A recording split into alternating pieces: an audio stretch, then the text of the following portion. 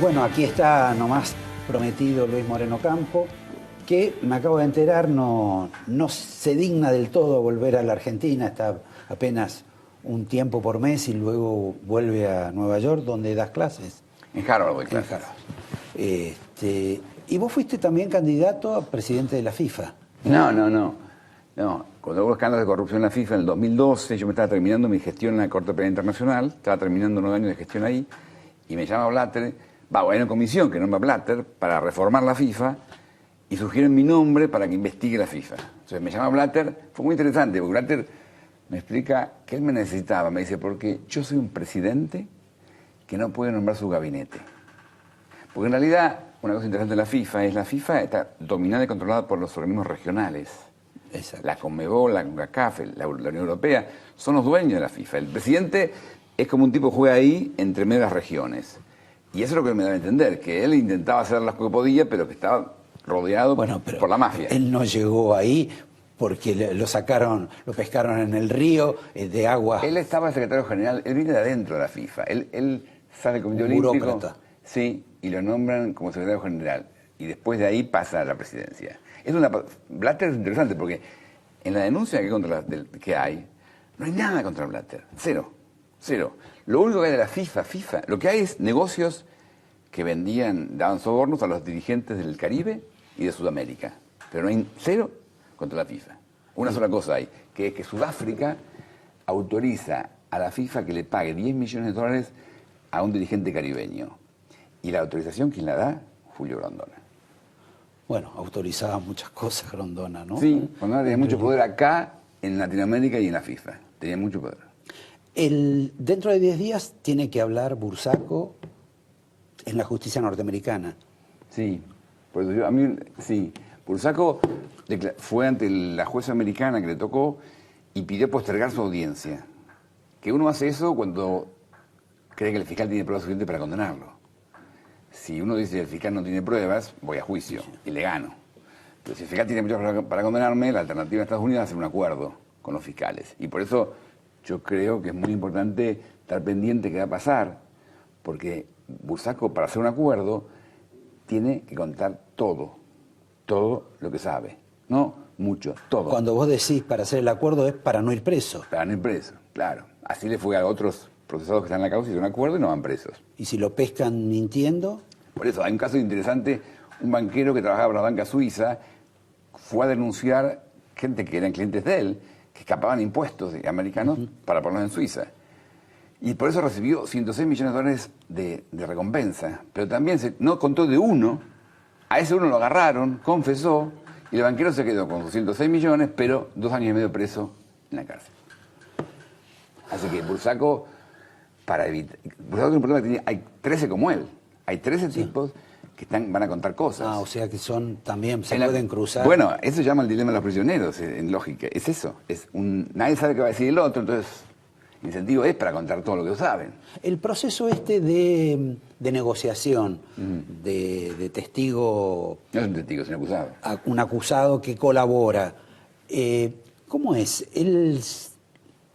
¿Hablan con él dentro del penal o lo llevan a algún lugar? No, normalmente no.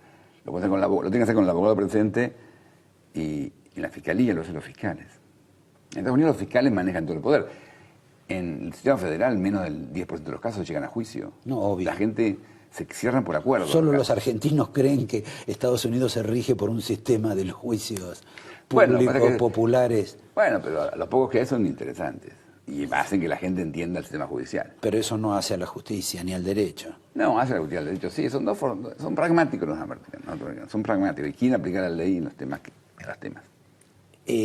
¿Vos crees que hay mucha gente involucrada del lado argentino con este tema de la FIFA? Bueno, a mí me parece que en la FIFA un tema muy interesante es que los fiscales norteamericanos en su procesamiento dicen que Bursaco le pagaba sobornos a Grondona, pero que en la Copa América 2011 Bursaco representó a Grondona. Bursaco, en nombre de Grondona, pidió un soborno de 7 cifras, 7 números, más de $1 millón, no sé cuánto, no dice cuánto.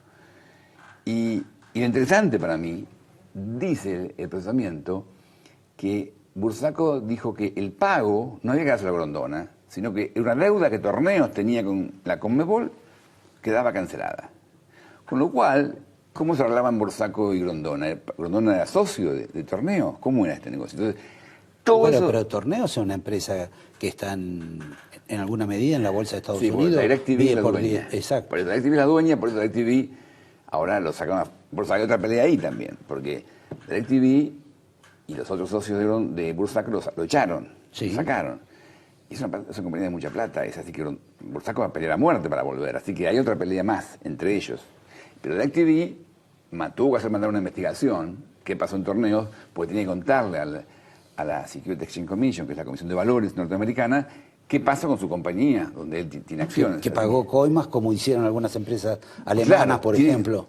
Sí, me tuvo que contar eso también. Por eso tiene que contar todo lo que pasó, así que viene mucha información de lo que pasó. Entonces, y además, como viene además un proceso electoral en la AFA y en la FIFA, en los dos lados viene un proceso electoral, va a ser una época divertida para mirar qué pasa. Y para dividir tu vida brevemente, sintéticamente y malamente, como haría un periodista, uno tiene un capítulo de tu vida en la Argentina como fiscal general, fiscal adjunto, con el tema de el juicio a las juntas militares, etcétera. 30.000 causas más, todas vinculadas, o muchísimas vinculadas al tema de corrupción y fundamentalmente al tema de los militares de la década del 70. Y después tenés otro capítulo de vida en La Haya, en la Corte, corregime si estoy incorrecto, donde tuviste casos internacionales de nota también como fiscal. En la Argentina mataron un fiscal, o murió un fiscal. Si vos hubieras estado de fiscal en la Argentina, ¿hubiera sido la marcha por el tema Nisman? Yo dije que el tema no era... Había que marchar por la justicia, pero el tema es que demandamos. Porque justamente, me parece que en la Argentina hay un problema... Yo me acuerdo cuando vos estabas en el ámbito financiero, ustedes publicaron una noticia chiquita que decía que a mí me iban a reemplazar como fiscal de la Cámara Federal por mis investigaciones de corrupción. Me vino fenómeno, porque entonces yo llamé a una conferencia de prensa y dije, bueno, yo quiero que me digan si me van a echar por el juicio de la Junta, por el juicio de Camp, por las rebeliones en el DIN, por... no, la rebelión todavía no había habido. La rebelión de los parques, del 88, por el caso de corrupción contra Salinas de Cubría, con esto con otro. Y realmente eso fue increíble, porque el presidente Menem me llamó para decir, no, ¿cómo lo vamos a echar a usted? Y yo la verdad pensaba que me iban a echar, yo confiaba en tu nota en el diario, y resultó que, bueno, me dijo, no, por supuesto que no. Le habían echado al Procurador General, así que yo pensaba que venían por mí. Así que pero bueno, eso lo paró, así que me vino muy bien eso. Pero sí lo que pasó ahí fue que, justamente yo me acuerdo, a Cora se le atribuye la frase que decía, hay dos clases de jueces, amigos y enemigos, queremos amigos. Y lo que pasó fue eso, nombraron jueces. Los escribía. Nombraron jueces, los escribían en la servilleta. Nombraron jueces amigos. Entonces, el problema de hoy en la Argentina es que hay que defender la justicia de la presión de los gobiernos, pero también de los jueces y de fiscales, que muchos son gente que pusieron ahí para encubrir. Y cuando vos ves el resultado en los temas de corrupción, porque la Argentina estableció la ley en el tema de política, no hay golpe de Estado. Se acabó, el juicio de la Junta fue eso, la frutilla del postre de un proceso que fue elecciones, compromiso electoral, de no más, investigar el pasado, con ADEP, todo salió bárbaro. Ahora, corrupción no, justamente, en los temas de corrupción, yo creo que vos sabés más que yo de justicia en ese sentido, porque vos sabés cómo funciona el sistema político, y los políticos venden cosas. Yo me acuerdo, yo lo conocí a Caballo en un programa de Neustadt. Y entonces el tipo dice que un diputado le pedía una plata para sacar una ley. Entonces yo lo agarro y digo, mire, ministro, yo soy fiscal, todavía estoy en funciones, y yo tengo que denunciar eso que usted dice, porque eso es un delito. ¿Cómo un delito con esos ojitos que habría? ¿Cómo un delito? Me dice. Sí, eso me lo dicen todos. Bueno, sí, eso es un delito. Entonces, en la Argentina pasan cosas, el sistema político tiene un nivel de ilegalidad que no tolera un sistema de justicia independiente. Eso es lo que ocurre. Ahora, bueno, un sistema independiente, pero también casos tan particulares como el de Nisman, donde además viene con una alforja cargada de situaciones irregulares con el tema de cuentas y fondos extraordinarios. De Nisman, por eso, pero lo que pasa es que a mí me parece que Nisman es una víctima más de toda la AMIA. Y cuando uno ve el caso AMIA, lo que uno es un país que no investiga. Cuando pusieron la bomba en la AMIA, era obvio que decía que había una conexión internacional, que parece que es Hezbollah, y era obvio que había una conexión local, una combinación. La única conexión clara, y todos sospechábamos que eran cara pintada, gente que venía de la dictadura, algo así. El héroe de conexión clara era Telieldín. El motor de la camioneta Traffic estaba a nombre del señor Telieldín. ¿Quién es Telieldín? Su papá también estaba sospechoso de poner bombas. Su papá era jefe de inteligencia en Córdoba. Y lo sospechaban de ser el que ponía bombas en la Voz del Interior. Y aquí la CIDE, bajo Estiuso, ya en esa época, pone a investigar entonces a Telieldín. A un amigo del padre, que era el capitán Vergés, que era jefe de inteligencia militar en La Perla. Entonces, cuando empieza así esa causa, todo el objetivo era encubrir todo. Si pones al amigo del padre del sospechoso, y que también sospechoso de poner bombas él mismo y está condenado por torturas, ¿qué puedes esperar de esa causa? Entonces, lo que yo veo que cuando uno ve la causa AMIA, y ve también, incluyendo el rol de Nisman en eso, no es un rol muy lúcido ahí lo que pasa. Entonces, nada es bueno ahí adentro. Entonces, es una radiografía de lo que pasa, pero no cambió nada. Ahora, a Nisman lo investiga Canicova Corral, que son los jueces de la servilleta, que además era el juez que trabajaba con Nisman, y la CIDE consigue datos de las cuentas, dice que no las pueden dar porque son secretas. Pero cuentan bastante, digo. No, porque al final Canicova lo buscó por otro lado. Pero entonces estamos igual que antes. ¿No? Tenemos un sistema de inteligencia judicial destinado a proteger a nuestros dirigentes de cualquier investigación. Ahora, ¿se puede tardar tanto tiempo para no saber si la persona se suicidó o lo mataron? Puede ser que de pronto haya una situación como el caso de Báez, que involucra en alguna medida a la Presidenta, donde hay un hotel que cierra por el volcán y sin embargo venden 200 piñas coladas por día, o la Presidenta que por ahí se retira de su gestión sin aclarar nada con el tema de Nisman. Para hacer la pericia balística. Y su denuncia, perdón. Para hacer la pericia balística, si había pólvora, rastros de pólvora en las manos de Nisman, hubo que mandar los datos a Salta.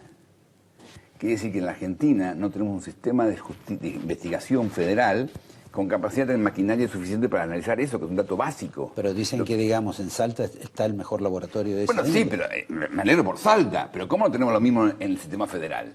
Porque justamente... No pidas plata al Estado, por favor. Ya gasta demasiado. Agarra plata de la CIDE y poner la investigación en serio a ver cómo cambia todo. Lo que pasa es justamente, el presidente Kirchner, la verdad que para mí una gran desilusión que tuvo en Argentina fue cuando de la Rúa Álvarez ganan, mantienen todo el sistema judicial que puso Menem.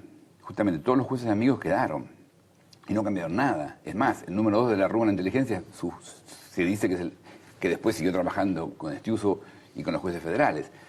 Y una cosa que hizo buena Kirchner al principio fue remover jueces de la Corte y empezar a cambiar jueces nacionales, jueces federales. Y Vélez empujaba eso. Y yo me acuerdo, Kirchner anuncia en el 2004 una reforma integral de la justicia. Lo anuncia con gobernadores, con senadores. 3 meses después lo para. Y entonces lo obligan a renunciar a Vélez y ahí Vélez denuncia a Estiuso. Y eso no lo cambió nadie más. En realidad también denunciaba a Kirchner. No, lo denunciaba a Estiuso. Decía, bueno, Kirchner no había hecho... Kirchner no siguió... Perdóname, el desenlace es... A Vélez lo mandaron a vivir a Estados Unidos porque corría... No, se exilió Vélez. Se exilió porque tenía miedo de lo que le pasaba. ¿Seguro? Y Estiuso siguió a cargo de todo. Fue 10 años más. Exacto. ¿Y quién habla de eso? De los 3 candidatos nuestros. De Massa, de Macri o de Scioli. ¿Quién habla de reformar el sistema de inteligencia? ¿Quién habla de mejorar el sistema judicial? Cero. A mí cuando lo escucho a Massa, que dice condenas más graves a los traficantes, pero ¿a qué eran los traficantes? A los perejiles que caen frente a un juez. El tema no es condena, sino quién investiga. Nadie investiga en Argentina. Nadie investiga. La investigación está hecha para proteger a los que tienen poder. Ahora, aparte de esa visión que tenés, vos que has visto... Yo creo que es la realidad.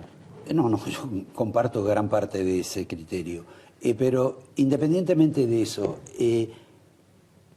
en tu experiencia internacional, después vamos a hablar algo de lo local, si nos da el tiempo, pero ¿vos ves que haya situaciones de estas características en otros países? No estoy hablando del África. Bueno, peores, somos italianos nosotros. En Italia, vos pensás, en Mani Puliteni en los 90, los tipos se procesaron 180 parlamentarios, 7 ex primer ministros, y lo más divertido para mí de todo es los secretarios generales de todos los partidos políticos. De la extrema izquierda a la extrema derecha. Todos hacían lo mismo, la tangente. Y yo me acuerdo que estaba en una reunión en un seminario en Stanford y se discutía el caso de Berlusconi, que estaba en ese momento sospechado. Y un tipo dijo, miren, Berlusconi tiene 2 opciones. O va preso o es primer ministro. Yo creo que es inteligente, va a ser primer ministro. Y después tuvimos muchos años de Berlusconi. Entonces Argentina, para mí Italia es la madre patria. nada que ver con Francia y la separación de los poderes. En Francia la justicia tampoco funciona demasiado bien, pero es un poco distinto. Pero tampoco funciona demasiado bien. En la Argentina vos estuviste, trabajaste con todo el tema de las juntas y supongo que en alguna causa más con Estracera. Sí, claro. 2 años fumé sus cigarrillos. Fumaba 3 paquetes por día. Bueno, Él. Julio después, digamos, se convirtió en una de las personas más críticas de esta administración, del gobierno, de la presidenta, etcétera. Murió casi invisible porque era tan crítico que en alguna medida fue como... No, la verdad, le ofrecieron el Congreso y su familia dijo que no. Dijo, Julio siempre fue modesto, no quiso reconocimientos, queremos enterrarlo así. No quiso. No, pero no me refiero a la forma en que murió y que lo enterraron, sino al hecho de que vos, lo que él decía, Estracera, que era bastante duro, lo acompañaste, ¿te parece que se excedía un poco? ¿Serías más moderado? No, Julio estaba muy enojado, sobre todo un caso que había en Mar del Plata contra un juez Hoff que él conocía bien y que le parecía con dignidad. Y Julio hablaba, decía lo que le parecía. Eso, yo lo vi. Nos reencontramos, yo tuve 9 años afuera y cuando volví nos vimos un par de veces a Julio, que era encantador Julio. La última vez que lo veo él me dice, yo digo, ¿cómo estás Julito? Acá estoy peleándome mucho. Digo, pero siempre te peleaste. No, pero ahora me peleo conmigo mismo. Claro, era pelearse con su fantasma porque lo habían hecho invisible. No sé, bueno, pero Julio era así. Julio la verdad que fue un prócer sin caballo. Julio fue el tipo que se paró en el 84, había que pararse. Porque yo estaba atrás haciendo un trabajo más técnico. Él le quedaba la cara. Además, venía del Poder Judicial por 30 años. Entonces, para mí, chapó, Julio. Aparte de eso, lo tuvimos acá un poco antes de que muriera, una entrevista bastante interesante.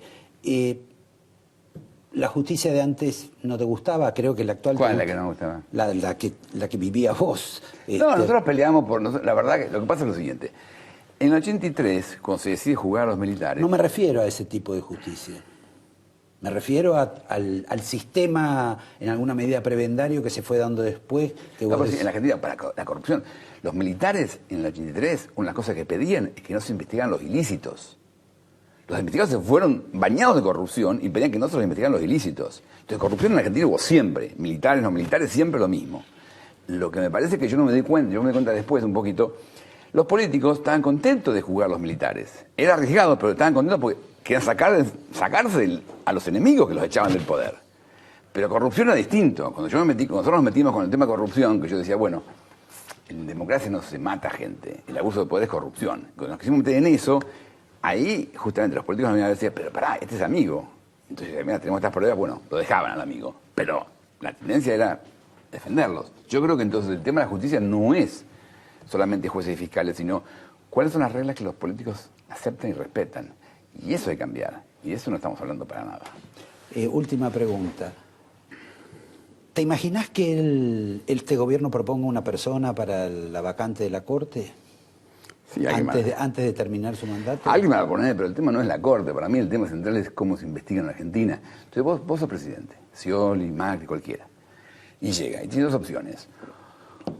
O utiliza el aparato que está montado, con los Tiuso y sus reemplazantes y los jueces federales que están a disposición y la mafia organizada, y lo utiliza contra sus enemigos anteriores, o intenta desmontarlo. Y claro, la pelea para desmontarlo es una pelea difícil y dura. Entonces yo creo que el problema es que tenemos un sistema muy estructurado ahora, como una especie de grupo de gente que está para proteger a los corruptos y la gente de gobierno, que el que llega al gobierno, nadie está hablando de eso entonces, nadie tiene mucho incentivo para eso. Y eso, nosotros tenemos incentivo, los ciudadanos argentinos tenemos incentivos, pero no otros dirigentes. Bueno, te agradezco, Luis, te doy el angelito. ¿Qué es y angelito? Te pregunto, ¿ninguno de los dirigentes políticos candidatos se le ocurrió que podía ser un candidato a la Corte vos?